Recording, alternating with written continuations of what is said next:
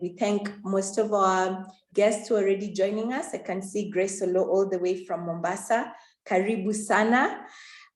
So we will start. For those of you who are just joining us, I just mentioned our series of conversations is called Women Connect, because this is the place to have a conversation with women who are connecting to help move Kenya to the next step in history.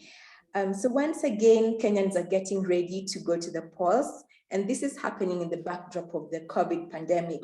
And politics has not changed much in Kenya. When you watch our news, you can still see politicians. Honorable Okanya, you're one of them. We still see many of you, going around the country and doing your campaigns, hoping to gain more followers.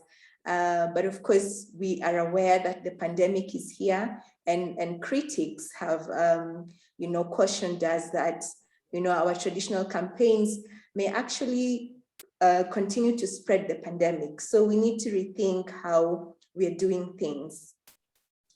I'll go ahead and introduce our panelists briefly. On the panel today, we have Betty Adera, who is the National Chairperson for KANU Women Congress. Also on the panel, we have Honorable Jackie Okanya, who is a sitting member of County Assembly at the Kakamega County Assembly. Also on our panel, we have Vivienne, who is a governance analyst and also a fashion designer. So I welcome all our panelists, and we look forward to hearing a lot about yourselves, what you do, your achievements, and more that our fellow women who are leaders in every right can learn from your experience. So I'll just ask a few questions, but I'm not going to direct to any of the panelists. So whoever is happy to go first, that would be great. So the COVID pandemic, as we are all aware, has brought many, many challenges to the way we live our lives, and especially now that we're talking about politics, to the way the country is being governed and, politics in general, especially now that the 2022 elections are coming up. But are there any opportunities that this pandemic has created for your individual campaigns? Because in this conversation, we are very much interested in hearing about your campaigns and, what you're preparing to do to be able to retain your seat or win a new seat if you're running for. And I'm aware that one of our panelists, Vivienne, will tell us about what her plans are, because she still has a lot coming up. So over to you, honorable panelists. Betty or Honorable Okanya or Vivienne, any of you can respond. Okay, allow me to go first, and thanks Frenny for that wonderful introduction, and thanks to Media Focus on Africa for yet again bringing us back, to this conversation table, so that we can share our experiences, and of course hope that others who are watching or listening could also benefit from the reasons we cry, but also the reasons that we laugh. I want to first of all say that the topic today, Women Connect, we are connecting, and it's my birthday, so I cannot fail to say that. And what a wonderful way, to celebrate my birthday. But back to your question, Frenny. COVID came, COVID hit the world. COVID hit every country, on the globe, and COVID hit us very, very hard. No one was prepared, for what was coming. And even to this day, we're still struggling to find out which way forward. And in particular, which way forward for women, which way forward for girls. Even more importantly, which way forward then, for the women candidates who want to run for the various elective positions, come 2022. Well, with the lockdowns, we all know, people got hungry, people got angry, People lost jobs. Businesses were all closed. Women, youth, persons living with disability, everybody, sat there and stared starvation, to death. Confusion came in the whole country, in the whole world. No one really knew what this was and even how to deal with it. We could see every single day the news as they were coming with the numbers of sexual violence against women and girls going up, going up, going up, by the day, and everybody was like, what is it that we're going to do? But now, almost over a year, into this pandemic, we are sort of like settling down. The vaccines have come thanks to the Kenyan government. And now we can begin to think of ways in which then we can move forward.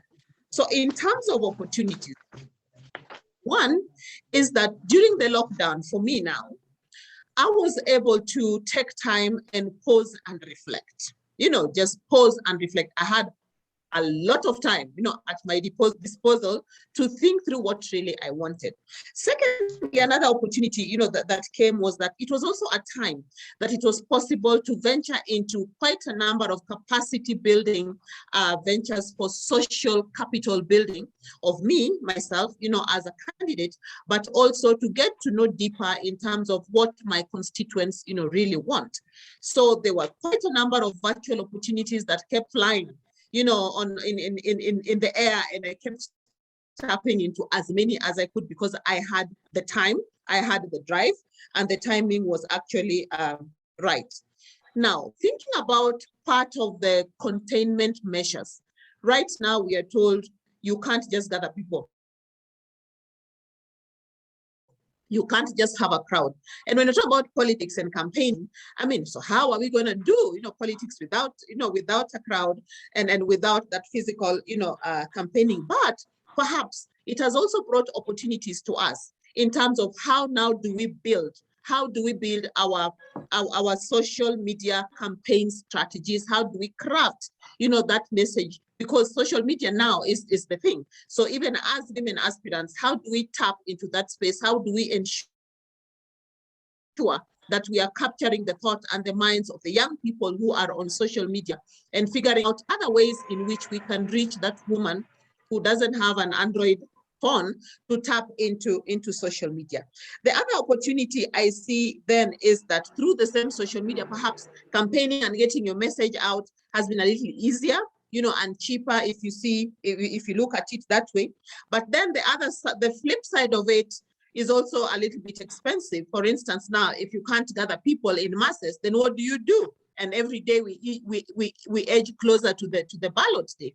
Then it means that now that we have to think about doing door-to-door campaigns. Door-to-door campaigns is human capital intensive. You need to have quite a number of people doing that for you. And then, of course, then the costs, go high. But it's an opportunity to think through ways in which we can then, achieve that balance. Third, but most importantly, is that COVID in itself is a political issue. I'm about to wind up. It's a political issue.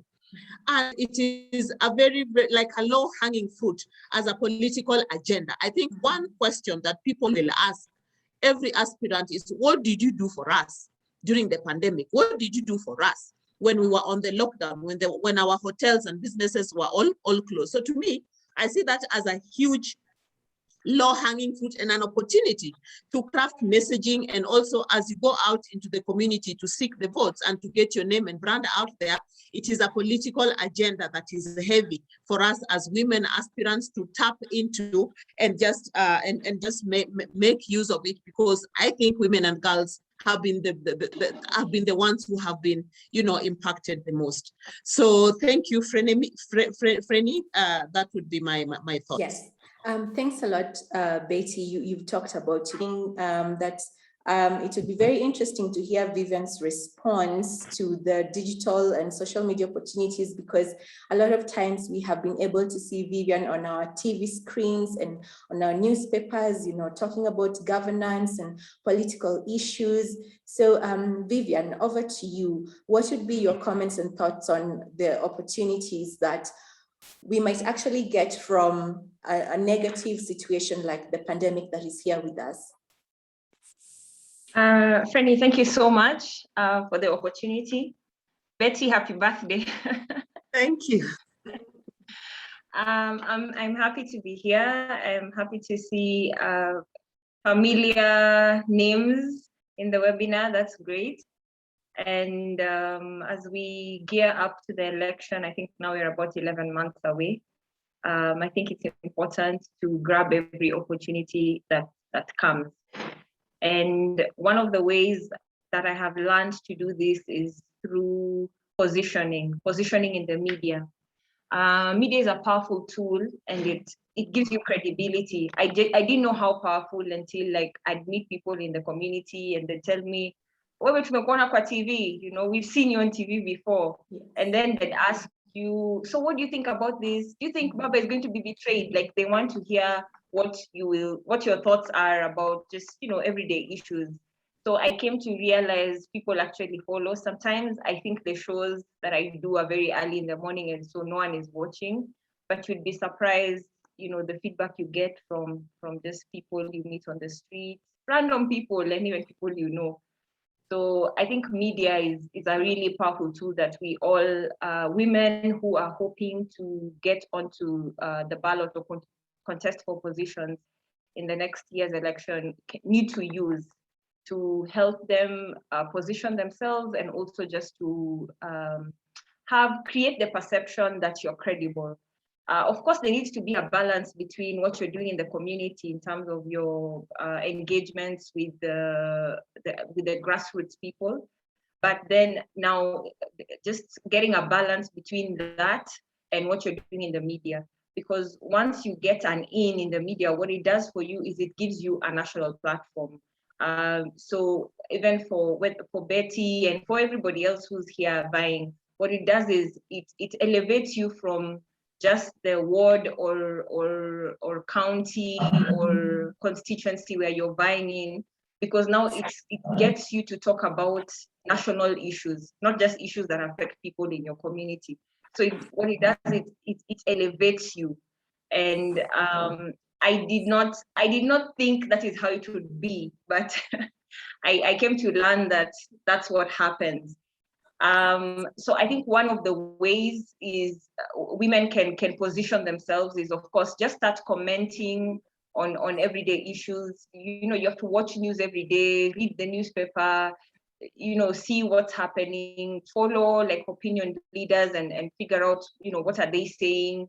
Of course, in line with your own maybe party, because we are in different parties and every party has its own stand on particular issues. So you have to know what your parties stand. If you're an independent candidate, then you're free to pick, I guess, any side. But if you're in a political party, then it's important to know what your party stand is, what your party leaders' agenda and stand on a particular issue is, so that you do not deviate from it. Because the minute you present a different view in public from your party leader or from your party, then you're seen to not be, you know, aligned.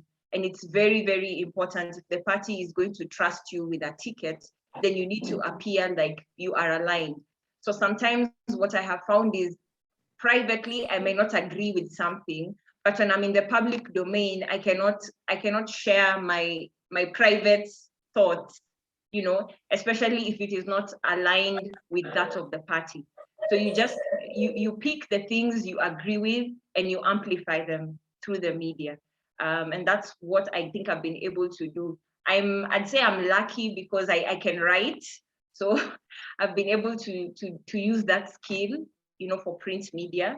And then I can also do visual, you know, TV. So it's been quite an experience. Frenny, I don't know if there was something specific you wanted me to touch on. I don't think I want to leave anything out. Well, I think I really like what you're saying, because really Women Connect is a platform for women to learn from each other. And what you've shared is a lot that the other women can learn from, you know, your ability to write, your ability to intensely understand, you know, the political issues, your party line and all that. And what I really like, the lesson I've picked from that is, now that the pandemic is there, you still need to reach out to people, and being on TV, you know, all those media platforms is a great way to reach out to people. So thanks a lot, Vivienne, for that. And before I call on Honorable Okanya, who's currently serving at the Kakamega County Assembly, I'd like to acknowledge some of our members of the audience. I am very proud to see Naima Achieng is joining us all the way from Mombasa. We have Farida Salim from Kisumu. We have Angela Ngoizi. We have Emily, we have Nelly. So these are women who are very active in their communities. They're taking frontline leadership roles, and it is amazing to see them. And now we are handing over to Mheshimiwa Okanya. You are already in the county assembly. You've done your campaigns before COVID. Before we even knew something like COVID would happen. So share your thoughts with us, what opportunities have you seen now that weren't there? Because now we have a really bad situation, but we can't just sit down and mourn, oh my goodness, we have this pandemic, we can't do anything, So you having been there before the pandemic, what are some of those new things, we could learn from you? Yeah. Thank you, Frenny. And actually, Betty, Miss President, happy birthday. Thank you. And for record purposes, Frenny, I'm not elected. I'm specially elected. So I never managed to go through elective politics for myself, but I was able to campaign for my party and campaign for the candidates around me. So and you actually, see that's still part of it. I mean, you said you're able to campaign for your party. So your yes, contribution to the party is something that you cannot take for granted. Yes, I agree. Okay, now currently what I'm doing to take advantage of the COVID pandemic, because my attitude is always to look at the bright side of life. And despite all the challenges that come my way, I've learned to pick what is working. And so what is working for me now, I have enrolled more bloggers. I have bloggers to ensure that my name is all over, like in all the platforms that affect the constituency that I'm targeting, because for record purposes, I am targeting to vie for MP seat in Mumias West constituency, in Kakamega County. And Frenny, that is gross. And without a platform whereby you continue networking, it becomes tricky. So what I've actually done that is making a difference is to have enough bloggers who will ensure that the same photo that I will use in the ballot, election ballot, the same photo is actually circulated, in that whoever will see me on the ballot paper can actually attest that is a photo that they saw earlier. So I'm using the pandemic to ensure that through the social platform, through the print media, the paper, my name is actually circulating, and in the name count is what I'm increasing on, so that we cannot just sit down and say that there's a pandemic, therefore we are not going to campaign because the restrictions are there. The government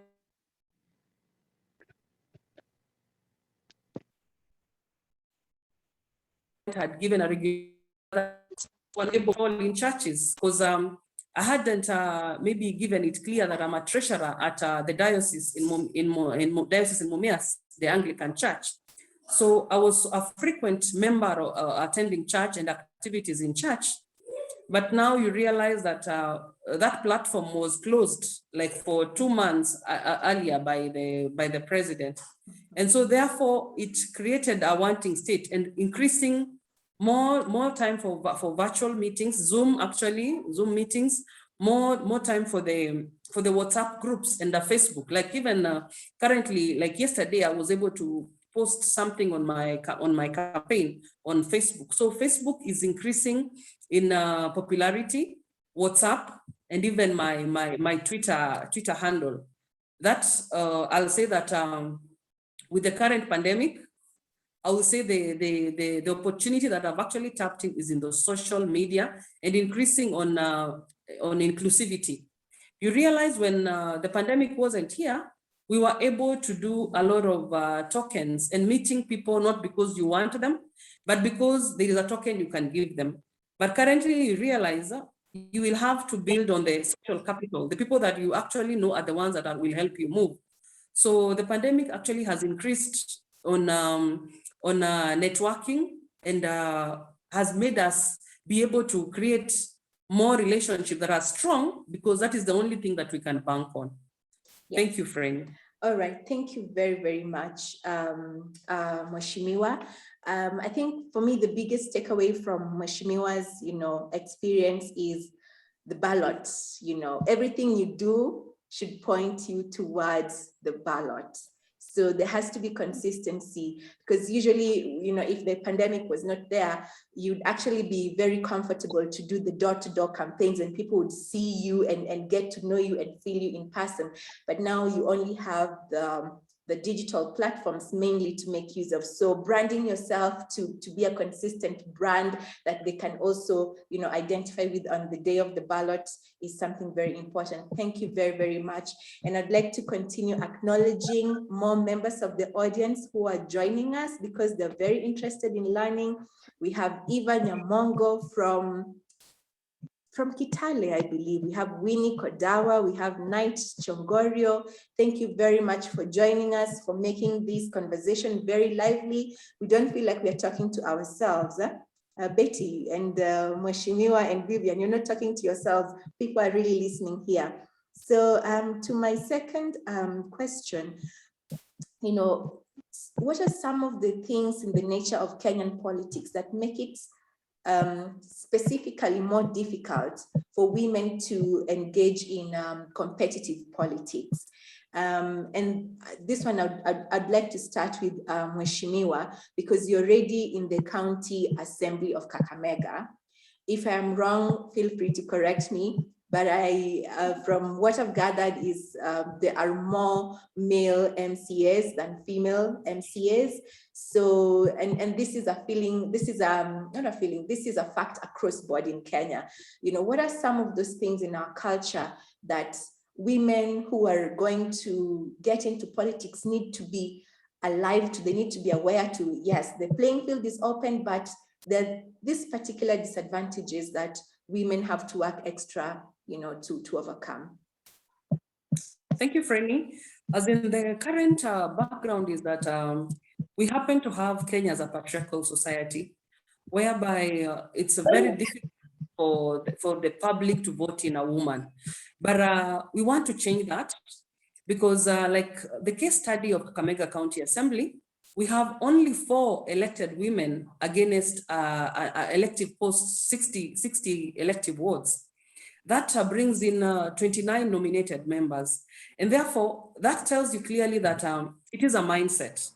Nevertheless, Frenny, I tend to ask myself, in the past election in Kakamega County, how many women did contest?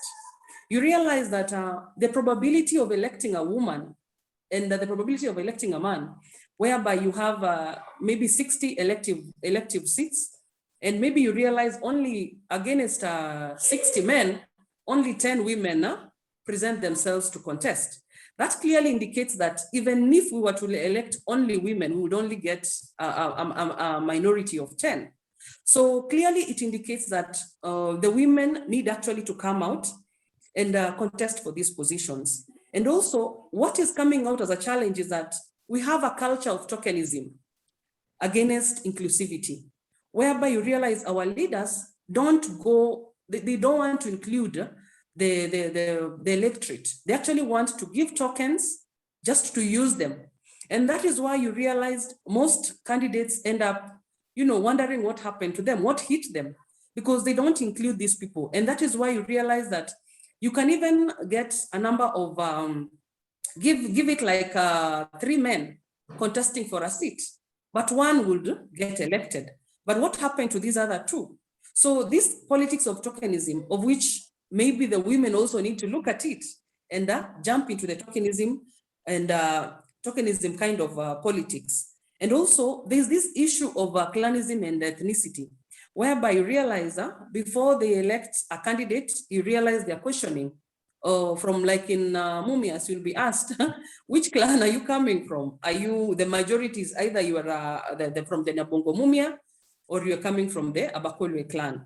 So you realize this politics of clanism will actually want to intimidate women, but you look at it and ask yourself, so if this is a patriarchal society whereby men are given advantage over women, so that brings us women to come out as leaders and not look at our gender, because it's not about gender, but it's about the leadership that we want to bring on board as women. So I actually look at it like the culture might actually stand out as a main challenge, but we can actually navigate around the genes and make sure that the women are elected. All right, thank you very much. I'd like to request all our members of the audience to mute themselves. I'm trying to mute you all, but before I have to do that, kindly do that. Before I pass on to Vivienne Ta, I'd like to acknowledge our country director, Harrison Manga. He's in the audience, he's following the conversations very much, and he has kindly reminded us and welcomed all of you to this series of conversations. And he's saying this conversation, of course, has been curated by Media Focus on Africa with the generous and kind support of the Canadian High Commission through an initiative called Canada Fund for Local Initiatives. So we thank the Canadian High Commission very much for supporting us, for enabling us to have this platform. So Vivienne, I'm coming back to you now. You've had Mheshimiwa Okanya talking about, clanism, tokenism, and you are, one of those women who've become very bold on national media platforms of late. What can you say about, those sentiments that she has expressed? Your own thoughts as well. Yes. I think what Honorable Jackie speaks of is true. But of course, as women, we should not let it put us down. The truth is, I agree with Jackie 100%. If 5 of us are going to be elected, we need like 50 to run. So the more, when women run, there's no guarantee that you will win, but it increases the probability that a woman will get elected. So it means we need to have, if we have maybe 290 constituencies, for example, it means we should have at least a woman in every constituency running, just to increase the probability of having women elected as members of National Assembly, as opposed to the affirmative action seat, which is reserved for women. And the same with the National Assembly. The more women run, the more likely we are to have more women elected. But aside from that, I wanted to talk about, because I'm running in the city and the dynamics are slightly different. Of course, there's some things that are similar. As for us, as opposed to clan, ethnicity still plays a role. It's interesting because you'd think that because the city is very cosmopolitan, your ethnicity doesn't really matter because, the city is occupied by people from, all over Kenya. But the interesting bit is you will still be asked, where are you from? What's your ethnicity? So that they can start seeing which block can give you, the biggest support and why. And it's interesting how people even lobby their interests based on communities. So you'll be told you need.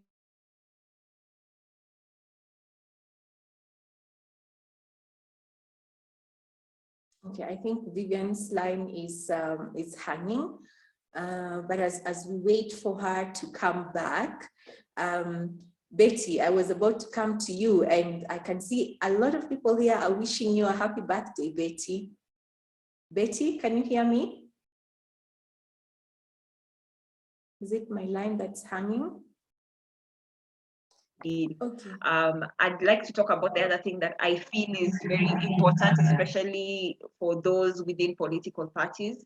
I have witnessed, I have experienced that succeeding within a political party requires, I don't know whether to call it political party patronage, in the sense that the party needs to trust you, they need to know you, they need to, know that you're dependable and you're reliable, and they can send you or they can rely on you to do something. As long as they don't, and when I say the party, I mean like, you know, the party leadership. So you're talking about like the party leader, maybe the party chairman, the party secretary general, the party women league leader. You know, people high ranking within the party should be able to know you and be aware that of your candidacy. Because if they don't, then I don't know how are you going to get the party ticket? Because for most people in big parties, that's the biggest challenge, getting the party ticket, especially for a party like mine. I'm in ODM, and I think everybody knows how the party nomination exercise usually is. It's very chaotic. So if you're going to run and win and get the party ticket, I mean, you need to know that it's not just about getting the support of the grassroots and people in the community, but it's also about making sure that you have the support of the party. Having the support of the party, of course, does not guarantee that you will get the ticket, because it's not a deal, you know, but it's important. It's an important aspect, something you need to really seriously consider. Find out who signs off on those certificates. Do you know them? Do they know that you are running? What is your relationship with them? Do they trust you? In this case, it's not about who you know. It's about who knows you and who trusts you. Because if they don't trust you, then it's a waste of time. I remember, I think in 2019, some time back, we're having a conversation with my party SG. We had a by-election in Northeastern, I think in Wajir, I can't remember which ward it was. But the party candidate was selected. You know, in Northeastern, it's very negotiated democracy. So the clans and everybody around there had agreed on who they wanted to be the candidate, and the party, you know, agreed. And he was presented with the party ticket, you know, at Chungwa House, and there was pictures and all that, only for 1 week later to be seen in Karen at the DP's residence, you know, having another photo of some sort. It was very disappointing for the party, because you have basically said, you know, you don't care what the party thinks. So the party is really, most parties, and I think Betty and even Jackie will agree with me, they want to trust that when we give you the party ticket, you will represent not just your interest and your community's interest, but the party's interest.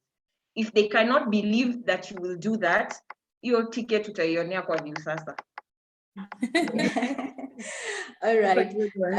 Thank you so much, Vivienne. Actually, your experience and everything you've shared has even moved me on to our next point of discussion, which I was going to ask Betty to lead us on, and that would have been an experience with political parties, you know, because your political party is the BAS. I'm sure you're aware, one of our very famous politicians here used to call it, was it bus or the bus, you know? So this is the bus you board to get to your destination. And Betty Adera, you're in a very good position to tell us the experience of political parties, because recently you were given a very senior position, you know, the national chairperson of the KANU Women Congress, Betty. Do tell us, you know, how should women handle their political parties? What are the do's and the don'ts? Vivienne has shared a lot of her insights on that, but I'm sure you have more to add. And just to let you know that a lot of people here in the audience are wishing you a happy, happy birthday. So Betty, over to you. Thanks, Frenny, and thanks for the birthday wishes. Keep them coming. Keep them coming. So again, just building it from where Mheshimiwa Jackie and Vivienne have actually left it. Make no mistake, ladies, if you want to run, make no mistake that because you're a woman, you're going to find it easy. As Frenny has said, I am now the national chairperson of KANU Women Congress. I'll talk about that in a minute. But I'm also as a technical committee member of One Kenya Alliance. Okay, So I want to marry these two things. And I'm also an aspirant myself, garnering for the Westlands Member of Parliament position come 2022. So if I merge all these things together, allow me to just share a few experiences. One Kenya Alliance, my party, KANU, is one of the principal parties that forms the One Kenya Alliance. And if you recall, just a few weeks ago, on social media, there was a hue and cry when the first ever grandiose One Kenya Alliance meeting happened. There was this huge group of people, but there was not even a single woman there. Like for real, not that just for the sake of optics, like for real, in the meeting, there was none. You're talking 4 political parties that, you know, like came together and are already having conversations, and no one can think of the value of bringing in women as equal partners, you know, on that table. So after the hue and cry, so each party was told, sasa mulete wanawake moja moja moja moja moja moja. Okay, so that's how I got in. And getting in there, I'm telling you guys, the conversations there are brutal. And the positioning and jostling there are brutal. And remember, we are still a minority. We're only 4. We're only 4 women, you know, picked from, you know, each of the 4 constituent parties. But here's the thing. We got in and made it perfectly clear to the people who are making those decisions that, one, we are not here because you're doing us a favor. We are here because it is our constitutional right as women of Kenya to sit on such decision-making tables. You cannot start doing a manifesto talking about women issues and there's no woman on that table to articulate, you know, articulate those issues. We are still jostling. We still need more women. And I want to believe by and by we're going to get there. But here is how we manage to turn the thinking around for the gatekeepers, you know, to adopt us also to be gatekeepers. One, as a woman political aspirant or a woman engaging in the political space, you need to have your content. These men can only be won when they see that you're a woman of substance, when they see that you're not there because you're just a woman, but you're there because you have a brain, you're there because you're articulate, you're there because you know your stuff, and that you're adding value. That was the first thing that we did, all the 4 of us, and we gained, you know, respect from the word go. But I'm telling you this, we're dealing with elitist men. So what about that man, Mwenyako Mashinani? Because a man is a man. What about that man, Mwenyako Mashinani, who in Westlands, this is Nairobi, this is not Ushago. I hear every day two messages coming in equal measure. One is, me, I cannot be led by a woman. I hear that every day. And I'm like, Kwani, were you electing me because I'm a woman, or were you electing me because I'm a leader who can add value into your life? And when you engage them with those kinds of conversations, they're like, Allah, kumbe hapa kuna content. Secondly, there's that group who says that, we have been led by men all this time. Let us now try, you know, these women and see what it is they're made of. And I'm like, thank you for saying that, but you're not trying me just to see me. You're trying me because you believe, you know, in my leadership. Now, getting into political parties, for me, it's just a miracle that I was the one nominated to take that seat. If you understand, you know, the history of the KANU party, but I'm telling myself, because I later heard that meetings upon meetings upon meetings were held for 6 months. They were looking for someone to occupy that position. And in every single meeting, my name kept on coming up as the proposed preferred person for the chair. And why? Why? Is it that I'm the only woman in KANU? No. Am I even that old in that party? No. But these are some of the lessons we need to speak about. And building on what Vivienne was saying, political parties, let me tell you for a fact, they must be sure in you 100% that you mean well for the party, that you champion party position, you know, in everything, and that you are available to do party stuff.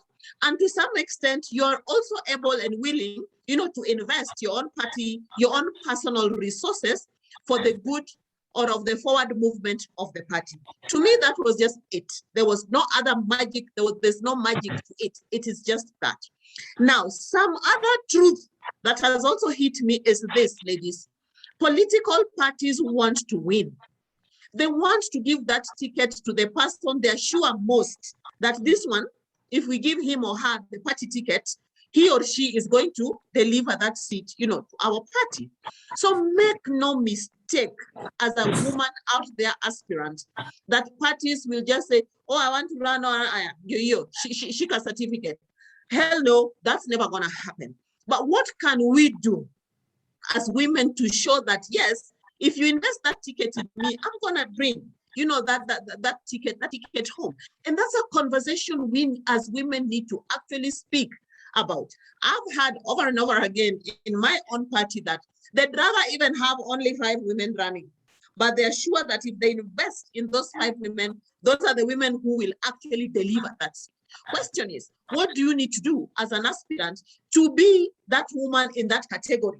Where your own party says, if I invest in Mweshimiwa, if I invest in Caroline, if I invest in Eva, if I invest in Frenny, we are sure that this ticket is going to come home. A couple of things. We need to build our social capital. We need to read. We need to be informed. We need to be out there. We need to be visible in your own individual space, but also for the good of the party. Tag everything you do, to the party. Make your party look good. Loyalty is everything. As KANU Women Congress National Chairperson, everything, even if I need 1 shilling, I have to deal with men. That is the reality. That's the reality. In KANU, and I want to believe it's so much so across all other political parties. But when the resources are kidogo, how are you going to present this your case? So that as they're dividing the 1 million shillings, for instance, where pia unapewa yako to go and do wamama things. I'm telling you, it boils down to getting these men to earn your respect, getting these men to believe in you, so that they can say, this one we can now start bringing her in on these decision-making tables. And then once you're there, continue to advocate for other women as well. Again, in conclusion, party primaries, a big issue, for women, because that's the process through which you're gonna get or not get, that certificate, to run.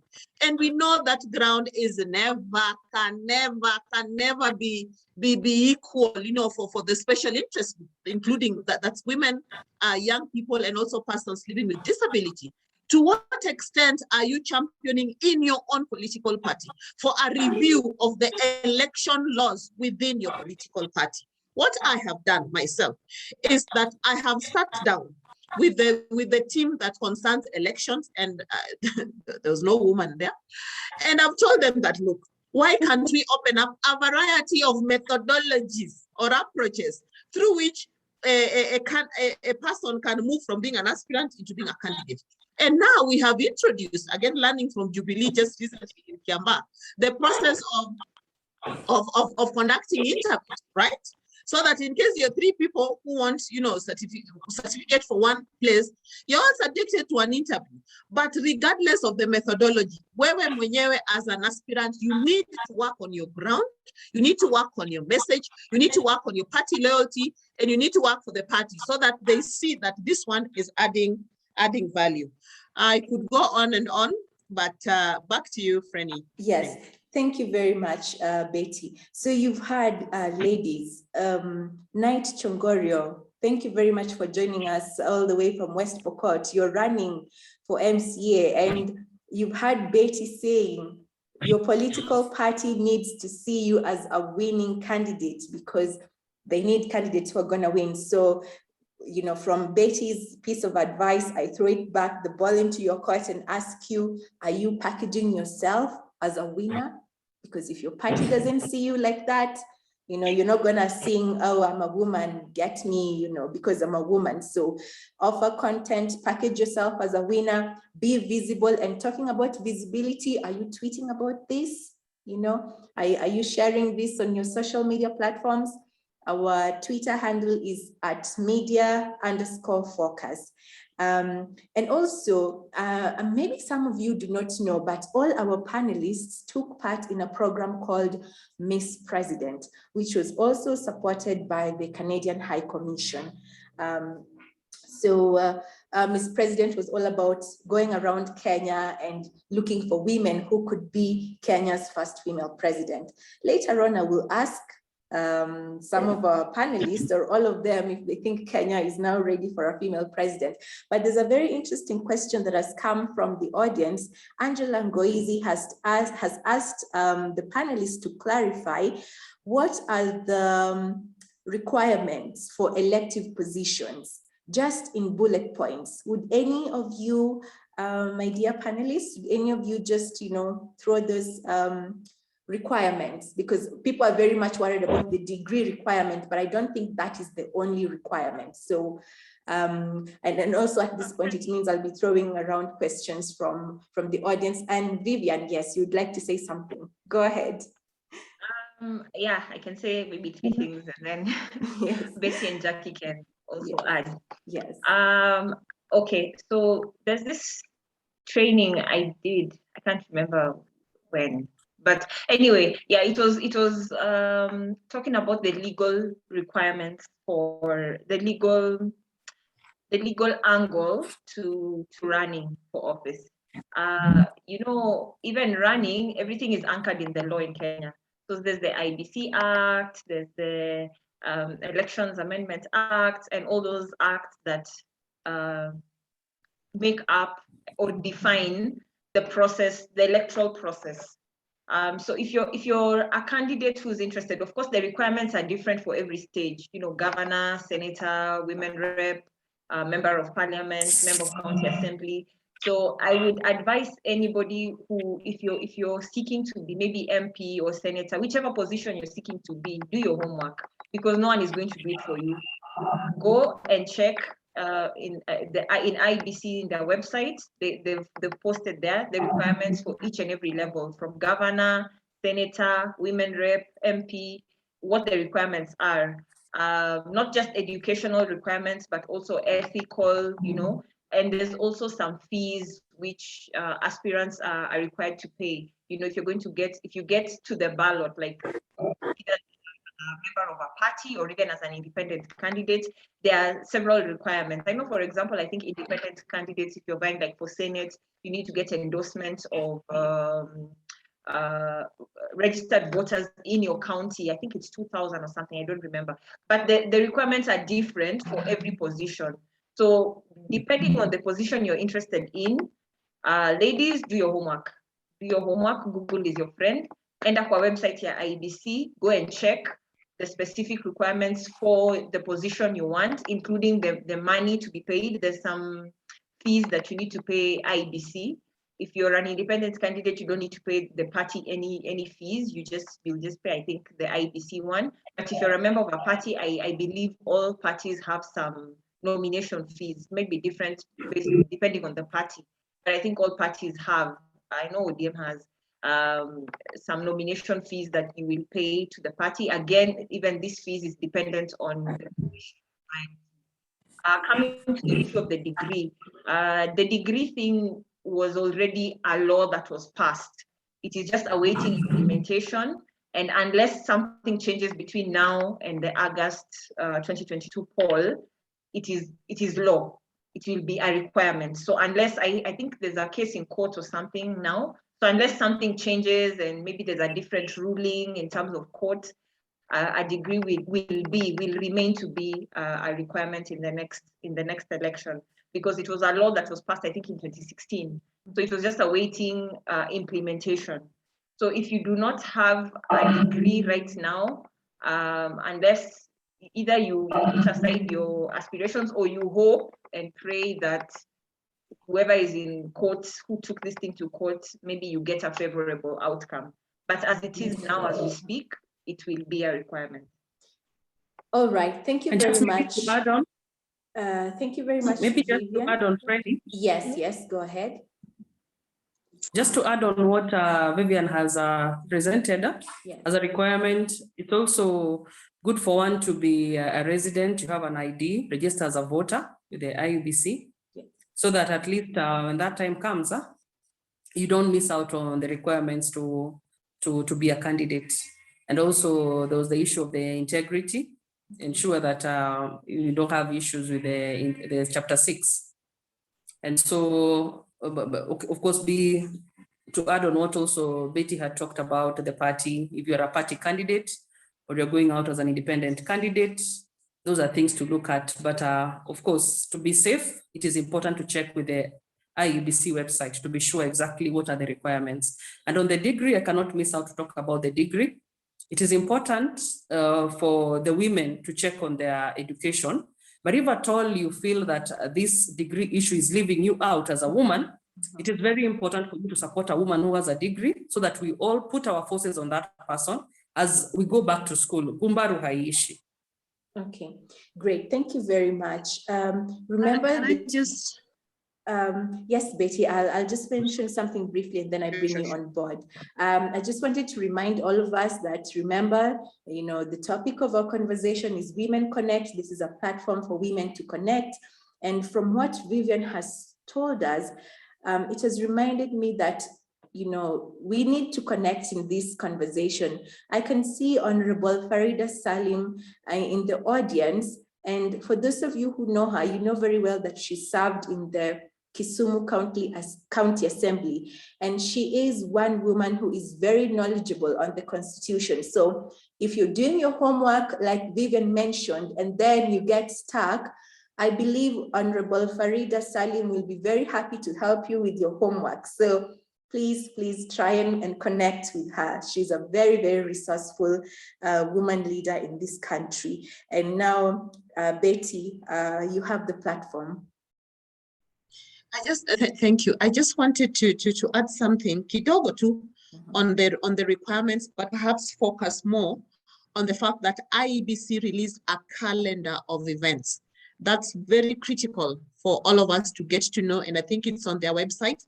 I have it on my phone, but I just don't know how to like post it there. You can copy the link and then post it on the chat. Or okay, they can connect to you. They should ask for your phone number and Twitter handle. Yes. I'll post that in the session. Yes. Now that is critical for all aspirants, but even more critical for those who will want to run as independent candidates, because the schedule is different. If you're a candidate running in a political party, and if you're a candidate running through, coming in as an independent candidate, it's different. So please, part of being informed, part of taking your own responsibility, to check things out. Yeah, and that's also, what I wanted, Pad. Yeah, thank you very much. A lot of questions are coming in, and this is really, really good. Unfortunately, because of time, we will not be able to answer all your questions, but I think that's also an opportunity, because it means if your question is not answered, then you have an opportunity to connect with all the women here who you believe can answer your question. But there's a very interesting question that is coming from Caroline Ogot, all the way from Kisumu. She's been very active, listening very keenly. And her question is on the issue around 2/3 gender balance. She wants to know your thoughts on this. She's thinking about, this issue has been going on and on. It hasn't been solved in Parliament. So our panelists, what are your thoughts on this? Just very briefly, so we can get to ask another question. Yeah. Actually, Frenny. Yes. On Article 27, Clause 8 of the Constitution, the state shall take steps to ensure that not more than 2/3 of members of all elective and appointive positions are of the same gender. I was actually keen when the Court of Appeal threw out the BBI, and when the former Chief Justice had made a ruling that the Parliament should be dissolved because it wasn't meeting that threshold. My desire was actually, if at all, the Court of Appeal would actually take that matter and declare actually the Parliament to be dissolved, because if actually we are a country that observes law, and it's keen on actually protecting the Constitution as it says. You realize that currently Kenya is experiencing a situation whereby the gender that is suffering is actually the female. But give it 10 years to come with the panelists I'm seeing on board, give it Vivienne and Betty and my friend Caro in the audience. These are women who are coming to take leadership in a very short time. And therefore, the gender that will actually need this Article 27, Clause 8 is the other gender, who is the male now. So I actually feel that this clause of the Constitution should be implemented, because sooner or later, this issue will be on the other side. And so I actually stand by the 2/3 gender rule, that it needs to be implemented. And actually, it is a good thing for the nation, so that no one feels left out, and that we are all included in all the activities of the nation, being that the majority of the voters, majority of those who are actually feeling it. And if I quote my party leader, Musalia Mudavadi, he says, women agenda is the agenda of the country. Women are the one feeding these nations. That is my party leader, Musalia Mudavadi, ANC. That is what he said. And actually, if women are actually the backbone, as we would like to place it, let us actually implement that article, and it will serve the nation good. Thank you, Frenny. All right, thank you. And just one last question. Oh, and thank you very much. I can see the women are already connecting. Women Connect is for real. Huh? It's for real, it's happening. So Betty has put her contacts on the chat. Feel free to reach out to her. And even if this conversation ends and you're unable to connect to the women who are here, reach out to me or to Simon or to Harrison on email, and we can help you to exchange contacts and connect. There was a question on independent candidates, because earlier on we had discussed very broadly on how to handle the political parties. How about the independent candidates? How do they maneuver this? Look, can I take that as well? Yes, please. Now, so one thing we need to be aware of is that constitutionally, we are a multi-party state. And I had this very clearly from the Office of the Political Registrar of Political Parties, when she told us clearly, you know, in the liaison committee meeting, that the wish, you know, of ORPP is that everyone runs through a political party. But we know that that is not always possible, owing to all the drama, you know, that happens around the same tickets, the same certificates that we have so talked enough about.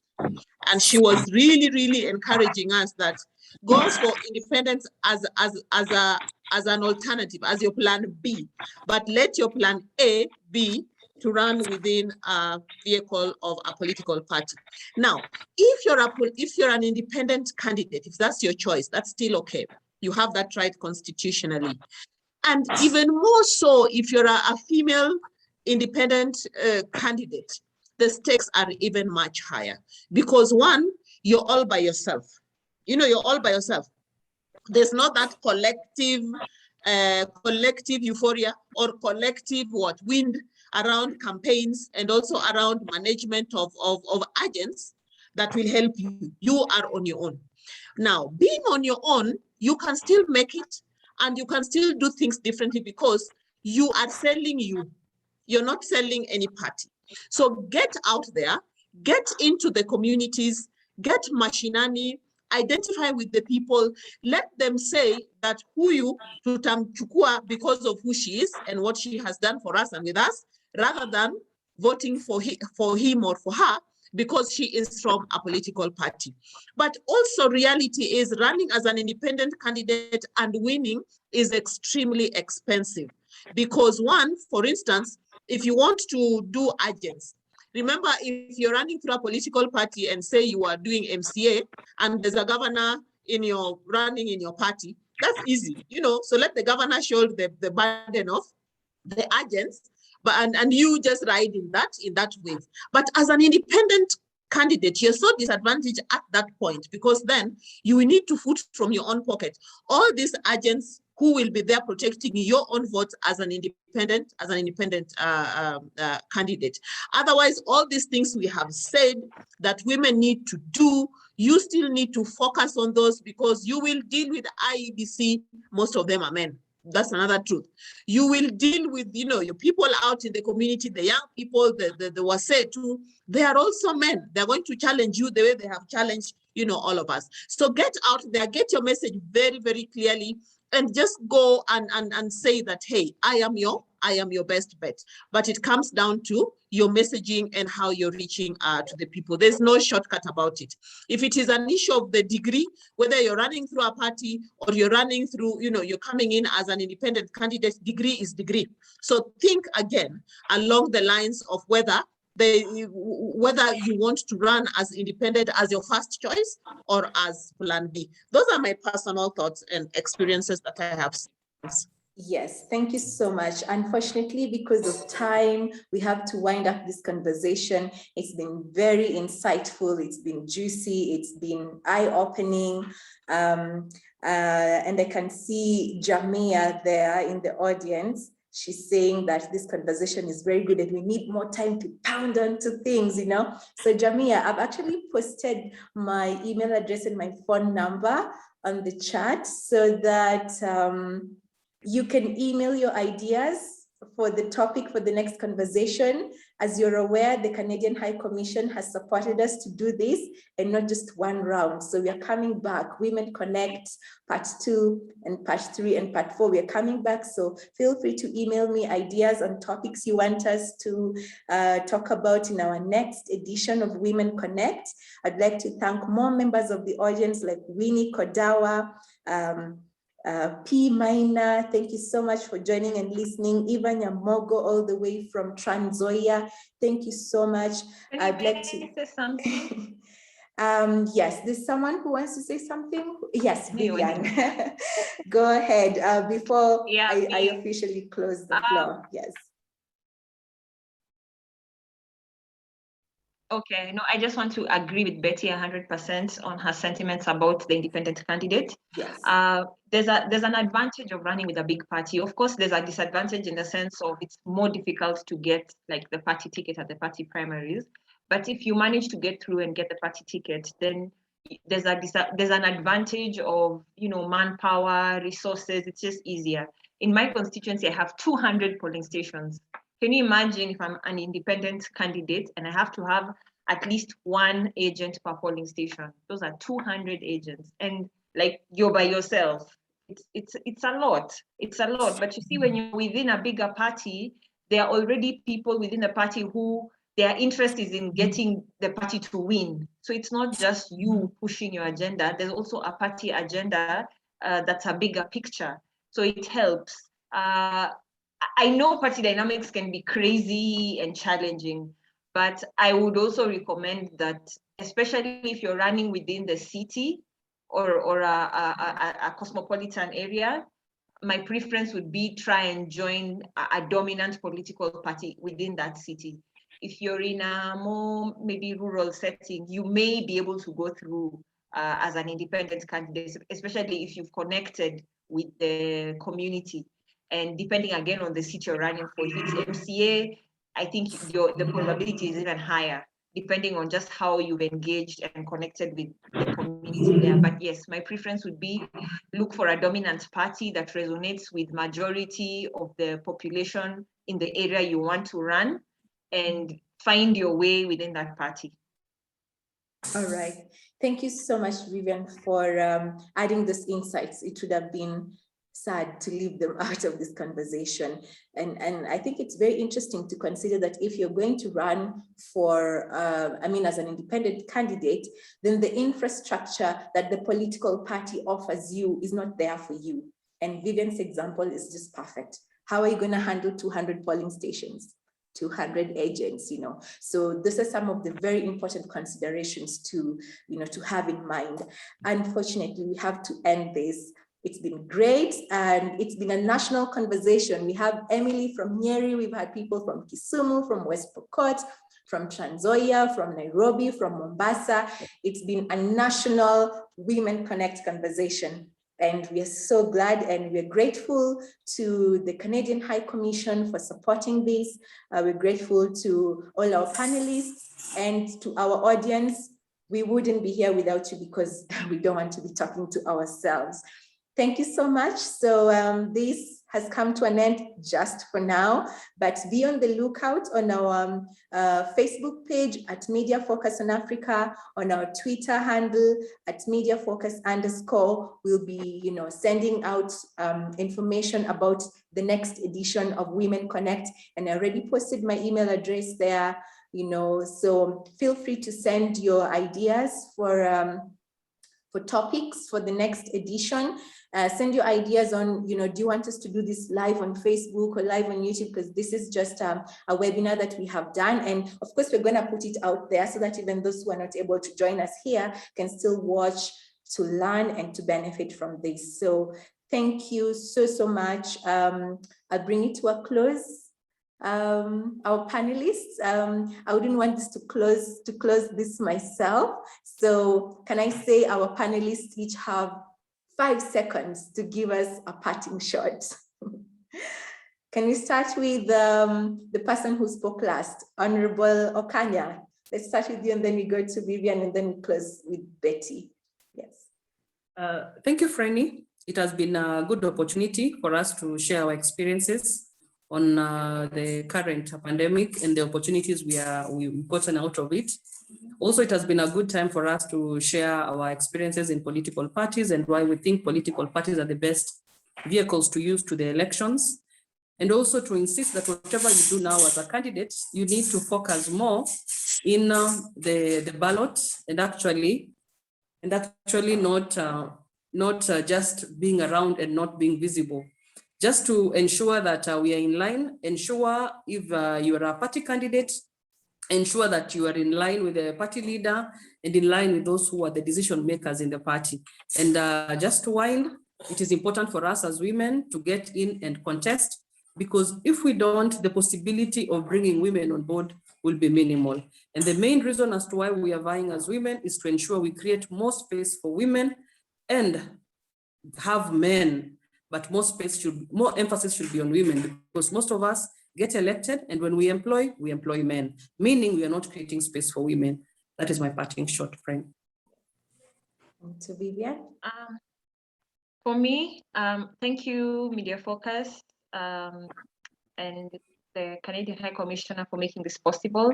It's been quite a good opportunity to just have these conversations. I'm very passionate about women getting into leadership spaces, especially young women. So this is a really great conversation for me. I want to encourage all the women who have been part of this webinar to consider running, or if you're not, maybe someone who wants to run, consider joining a team of a woman who's running, so that we push and support as many women as possible to get into leadership spaces. Women are known to be compassionate and empathetic in their style of leadership and to be able to manage resources better.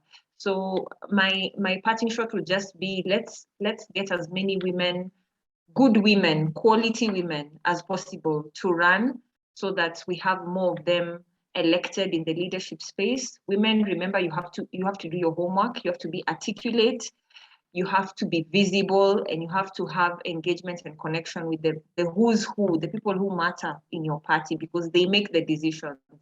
That's what I'd say. Betty, thank you. Thank you very much, my 2 predecessors, for your wonderful remarks. And just to add on to what you have said, mine is to say this: women issues cut across all political parties. Women issues cut across all social classes, cut across all religions, cut across all ethnic tribes in this country. So it behooves us to ensure that as women, we are encouraging each other to run, to come in and vie. It doesn't matter the party, but vie. Get out there, get your word out there.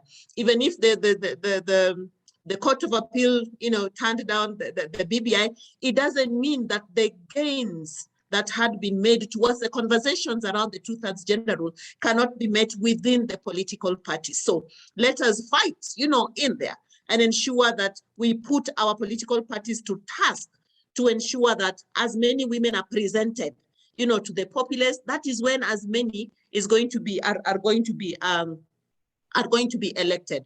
And remember, political leadership is not only elective.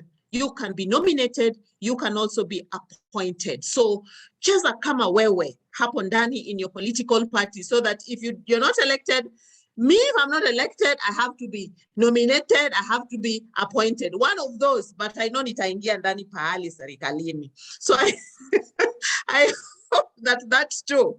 You know, is your message out there? And let's tell women, you know, this. And lastly, this has been a Women Connect webinar.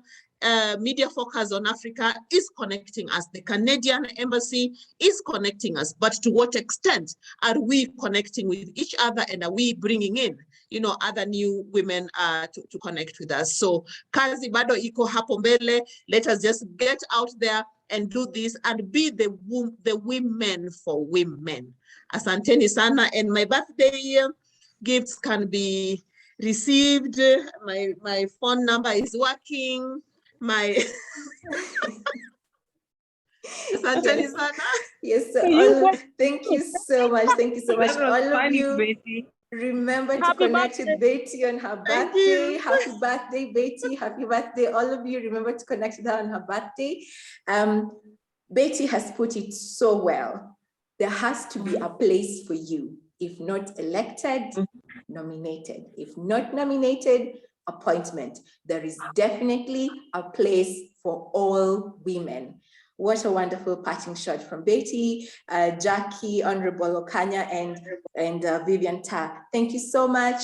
Once again, we'd like to thank the Canadian High Commission for enabling us to have this conversation. And we also thank the team at Media Focus on Africa and all our audience members.